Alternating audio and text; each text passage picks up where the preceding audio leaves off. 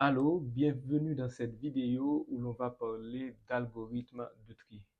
On en a déjà parlé sur cette chaîne et dans le cours d'algorithme, et il était question de l'algorithme du triable.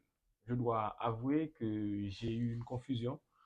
Alors, ce que j'ai présenté comme le triable, en réalité, n'est pas le triable, mais c'est plutôt le tri par sélection. Et c'est ce qu'on va voir aujourd'hui. Donc, je vais repasser sur la vidéo, la dernière vidéo, je vais faire quelques modifications. Mais le principe qui a été présenté reste quand même un principe qui marche, sauf que la nomenclature n'est pas correcte. La façon de l'appeler n'est pas le tri à bulles, mais c'est de préférence le tri par sélection. Donc, et question de vocabulaire tout simplement, mais la méthode reste une méthode qui marche et le nom, le nom approprié, c'est le tri par sélection.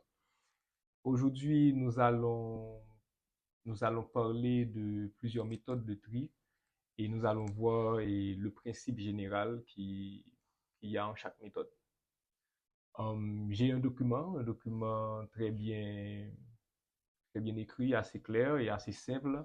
Et le plus intéressant également, c'est que le document présente les algorithmes écrits en langage C. Et puisque le langage C, c'est un langage que nous aurons à aborder dans le cadre du cours, donc je trouve qu'il serait très bien de partager ce document avec vous en description. Donc vous allez trouver le lien. Et c'est ce document-là qui va me guider dans le cadre de cette présentation.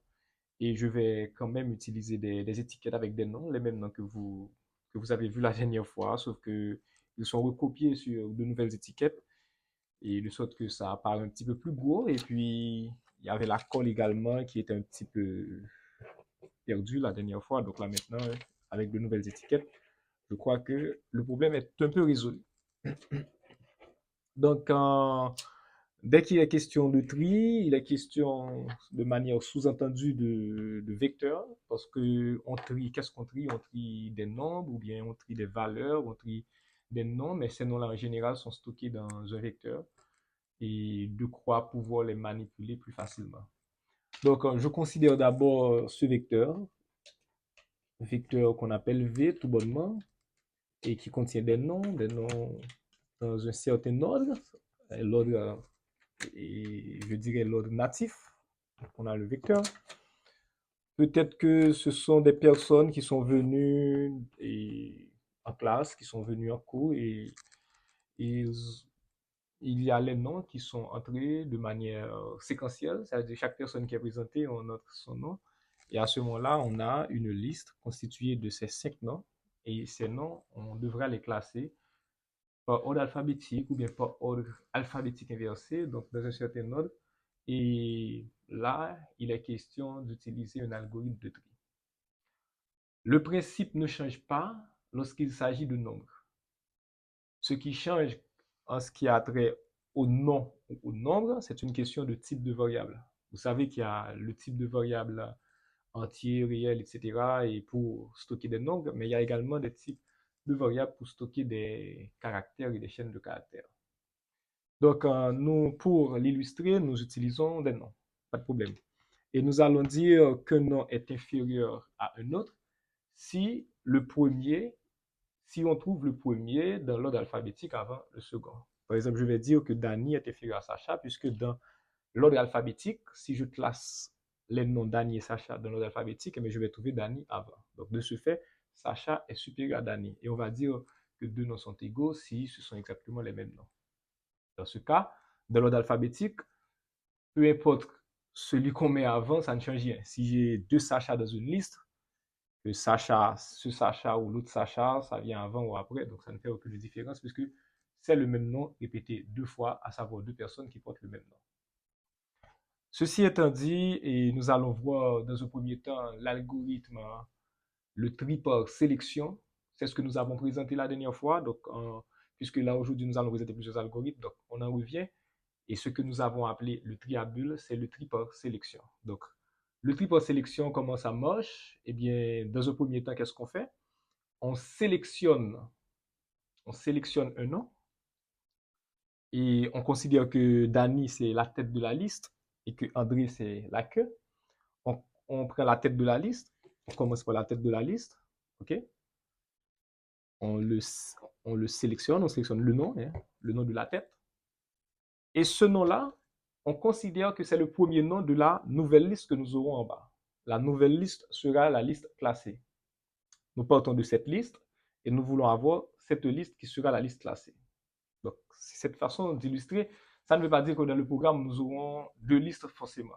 On peut utiliser la même liste pour pouvoir faire les manipulations avec des variables pour faire les changements. Donc, je sélectionne Dani, ok, d'où le nom, le triple sélection. Et qu'est-ce que je vais faire? Je vais chercher dans cette liste-là. Est-ce qu'il y a un nom inférieur à Dani? Est-ce qu'il y a un nom qui devait être sélectionné à la place de Dani?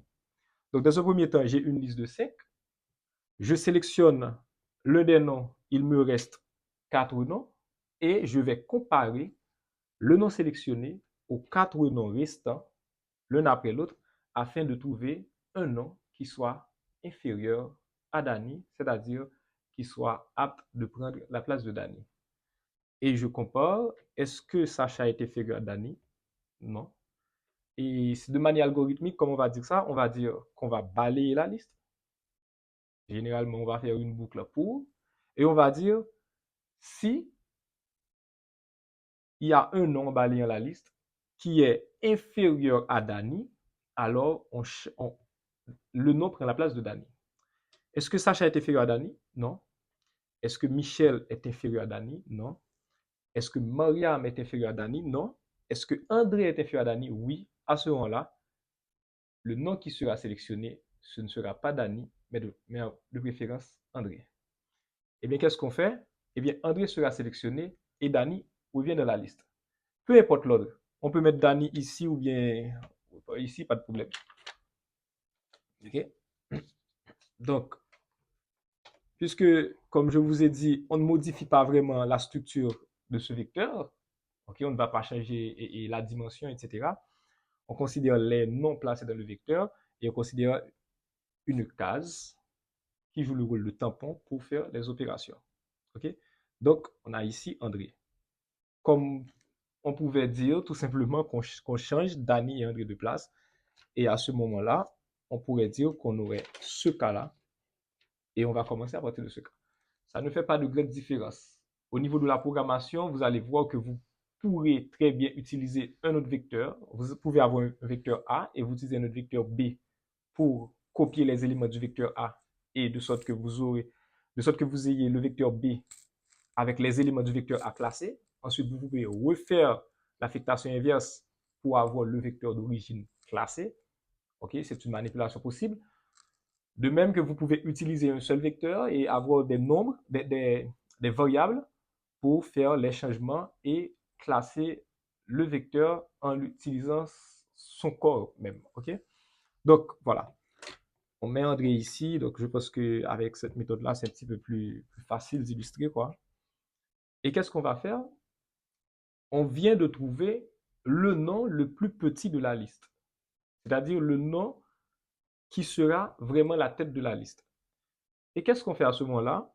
La liste qui nous reste, la liste de 4, eh bien, on va considérer cette nouvelle liste et on considère le premier nom de cette nouvelle liste.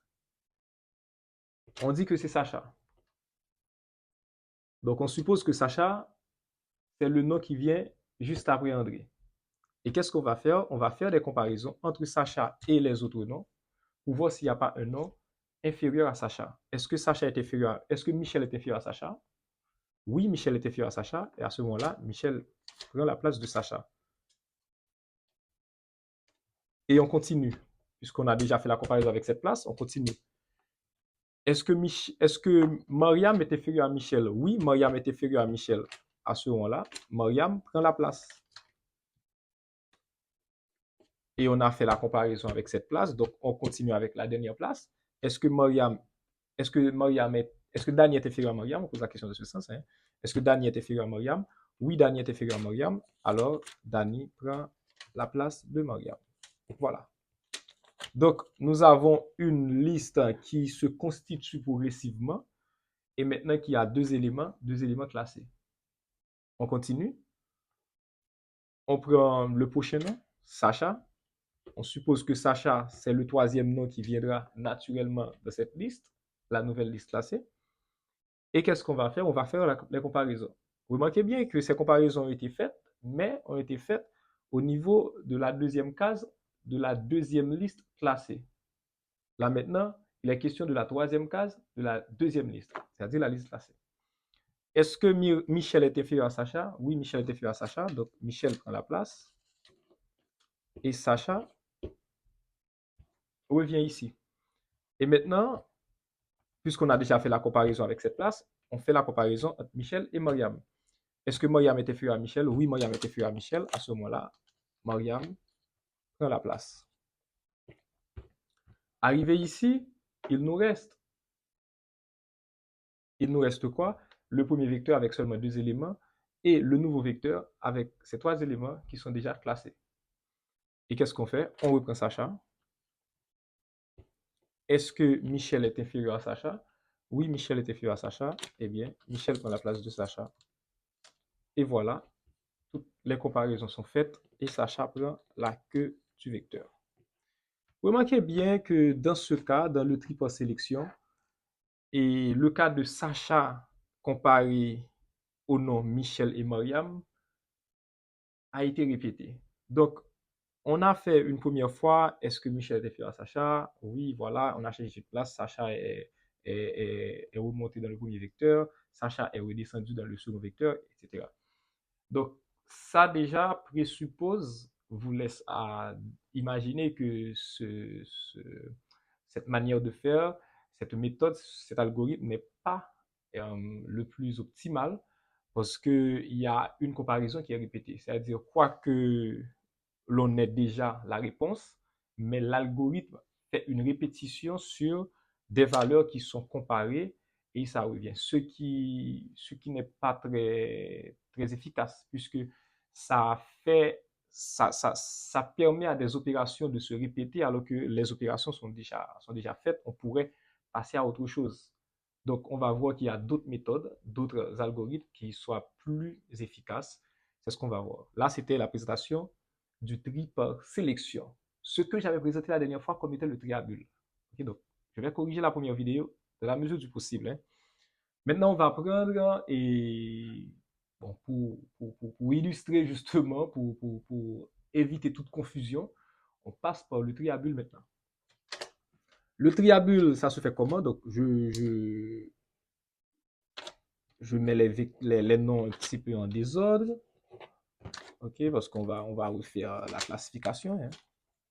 Le tri à bulles, réellement, ça se fait comment? Le tri à bulles, eh bien, qu'est-ce qu'on fait? Pour le tri à bulles, il y a un indicateur qui sera important pour nous. Cet indicateur-là, en général, on l'appelle flag, qui veut dire drapeau, ou bien on l'appelle variable témoin. Quel est le rôle de cette variable? Eh bien, cette variable va, à chaque fois, prendre la valeur 1 si des comparaisons ont été faites. Sinon, ça prend la valeur 0. Et si au final, on a la valeur 0 pour la variable flag, eh bien, on saura que toutes les comparaisons ont été faites, eh bien, on peut laisser la boucle. Okay? Dans ce cas, puisque le nombre de fois que la boucle sera répétée, les instructions de la boucle seront répétées et n'est pas connu d'avance, donc vous savez déjà qu'on ne pourra pas utiliser une boucle pour. Dans ce cas, on pourra utiliser une boucle répétée ou une boucle tant que. Et alors, je dis que la variable peut prendre valeur 1 ou 0, mais on peut définir comme on veut, 1 ou 2, 0 ou moins 1, comme on veut, deux valeurs différentes. Il suffit d'avoir les bonnes conditions pour pouvoir traiter la variable. OK.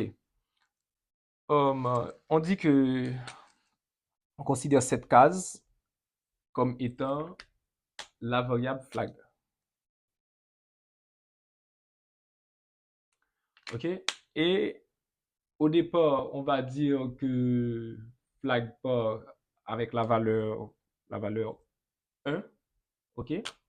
Et s'il n'y a pas de comparaison, on va mettre flag à 0. Donc, dès que flag tombe à 0, c'est-à-dire c'est fini, c'est classé. OK? Donc, comment ça marche le tri à bulles? Le tri à bulles fait la comparaison entre chaque élément et celui qui vient après. Et qu'est-ce que ça fait? Ça change ces éléments de position. Qu'est-ce que ça fait, par exemple? Ça va parcourir la liste et comparer chaque élément et le suivant. Si l'élément qui suit son précédent n'est pas à la bonne position, c'est-à-dire si l'élément qui se trouve à la deuxième case n'est pas vraiment plus grand que l'élément qui se trouve à la première case, eh bien, on change les deux de place. Ensuite, on passe à la troisième case. Ainsi de suite, jusqu'à arriver à la fin du vecteur, et on recommence. On recommence, on recommence, on recommence, on recommence. Et à chaque fois qu'il y a une comparaison, eh bien, on laisse flag à 1. Si à un moment, il n'y a aucune comparaison, on met flag à 0. À ce moment-là, on sait que c'est fini, on peut laisser la boucle. Donc, qu'est-ce qu'on fait? On compare Sacha et Michel. Est-ce que l'ordre est bon? Non, l'ordre n'est pas bon. Puisque l'ordre n'est pas bon, on change Sacha et Michel de place. À ce moment-là, ok, on a fait cette comparaison, donc flag reste à 1. Sacha et Dani, est-ce que c'est à la bonne position? Non. Donc, on change Dani et Sacha de place. Voilà. Maintenant, on a pris première, deuxième, la troisième case. Est-ce que Sacha et Mariam sont à la bonne place? Non. On change Mariam et Sacha de place. Est-ce que Sacha et André sont à la bonne place? Non. Eh bien, on change Sacha et André de place. Voilà. On obtient un premier balayage. Puisqu'il y avait des comparaisons, flag est à 1. On va faire un deuxième balayage. Est-ce que Michel et Dani sont à la bonne place? Non. On change Dani et Michel de place. Est-ce que Michel et Mariam sont à la bonne place? Non. On change Michel et Mariam de place. Est-ce que Michel et André sont à la bonne place? Non. On change Michel et André de place. Voilà. Est-ce que Michel et Sacha sont à la bonne place? Oui. On laisse ça. Remarquez bien qu'il y a déjà un certain ordre qui est établi. Sacha se trouve en dernière position, mais André, qui devra être la tête de la liste, n'est pas encore à sa place. On recommence. Donc, à la deuxième, puisqu'il y avait au deuxième balayage des comparaisons, donc on laisse flag à 1. On recommence. Est-ce que Dani et Mariam sont à la bonne place? Oui. Parce que Dani vient avant Mariam. Est-ce que Mariam et André sont à la bonne place? Non. André vient avant Mariam. Donc, voilà. L'homme qu'il faut à la place qu'il faut. Est-ce que Mariam et Michel sont à leur place? Oui. Mariam vient avant Michel. Maintenant, est-ce qu'on fait? On comprend Michel et Sacha. Est-ce que Michel et Sacha sont à la bonne place? Oui.